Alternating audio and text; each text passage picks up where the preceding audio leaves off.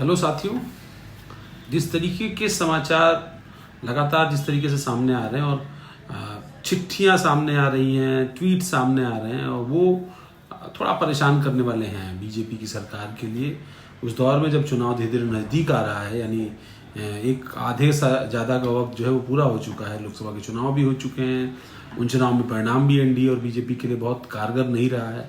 और ऐसे में अगर आपसी अंतर्द्वंद, आपसी मतभेद सामने आते हैं तो ये बड़ी चुनौती बन कर सामने आ सकते हैं। और ऐसे में क्या उपाय किया जाए इसके लिए और किस तरीके से बीजेपी इसको पार कर पाएगी, ये एक बड़ी चुनौती होगी और वो दिखाई पड़ रहा है।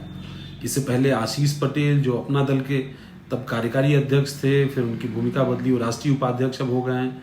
और दूसरी तरफ वो लगातार बार बार सरकार पर सवाल उठा रहे हैं, सरकार के कुछ विभागों पर सवाल उठा रहे हैं, कह रहे हैं कि उनके खिलाफ निगेटिव न्यूज़ जो है वो प्लांट किया जा रहा है। और इस तरह के आरोपों के बीच अगर आशीष पटेल ट्वीट लंबा चौड़ा लिखते हैं और कहते हैं कि मतलब वो डरने वाले नहीं हैं, उनको कोई दबा नहीं सकता, उनको हिला नहीं सकता, तो ये काफ़ी महत्वपूर्ण हो जाता है। और दूसरी तरफ अब चिट्ठी वायरल है, जिस चिट्ठी के बारे में कहा जा रहा है कि नंद गोपाल नंदी जो उत्तर प्रदेश के मजबूत मंत्री माने जाते हैं, पिछली सरकार में भी मंत्री थे, वर्तमान सरकार में इंडस्ट्रियल डेवलपमेंट जैसा महत्वपूर्ण विभाग संभालते हैं, जिस विभाग पर काफ़ी दारोमदार करती है योगी सरकार, खासतौर पर निवेश के मामले में। पिछली सरकार के दौर में वो कई बड़े कार्यक्रम हुए, यूपी में भी कई सारे, इस नए कार्यकाल में भी, यानी 2022 के बाद जो कार्यकाल था उसमें भी कई सारे बड़े कार्यक्रम हुए, investor summit, ground breaking ceremony, इस तरह के इवेंट्स के माध्यम से सरकार इन्वेस्टर्स को लुभाने की कोशिश करती रही। लेकिन अब जब इन्वेस्टमेंट लाने वाला जो विभाग है, उस विभाग के मुखिया या मंत्री मैं कहूँ, वही आरोप लगा रहे हो कि 2 साल से वो फाइलें मांग रहे हैं और वो फाइलें उन तक नहीं भेजी जा रही। ये बात सही है कि कुछ दिनों पहले उनका उत्तर प्रदेश की नौकरशाही के सबसे ताकतवर अफसरों में से एक अफसर से काफ़ी जो है सार्वजनिक तौर पर बहस हो गई थी। इनफैक्ट उस बहस में कहा जा रहा है कि मुख्यमंत्री भी शामिल मौजूद थे उस बैठक के दौरान।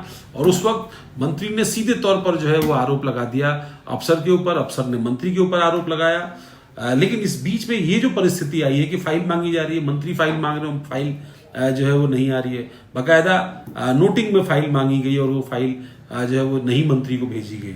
और ये शिकायत कुछ एक और विभागों में हुई हो, खासतौर पर जब तबादले का सेशन अभी हाल में सामने आया तो उसमें बहुत कुछ खुल करके सामने आया। कई सारे विभागों में मंत्रियों और प्रमुख सचिवों में मतभेद की स्थिति सामने आई और ये मतभेद बीजेपी के लिए एक चैलेंज है। ठीक है, कार्यकर्ता आधारित, विचार आधारित पार्टी है, आरएसएस का बड़ा कैडर उसके पीछे है, लेकिन अगर सरकार की यानी जो गवर्नेंस है उस मॉडल में कोई कमी मिलती है ना, जो उसकी कभी स्ट्रेंथ हुआ करती थी, ट्रांसपेरेंसी, ऑनेस्टी या पार्टी बेस्ड डिफरेंस, बीजेपी खुद को एक दौर में कहती ही थी।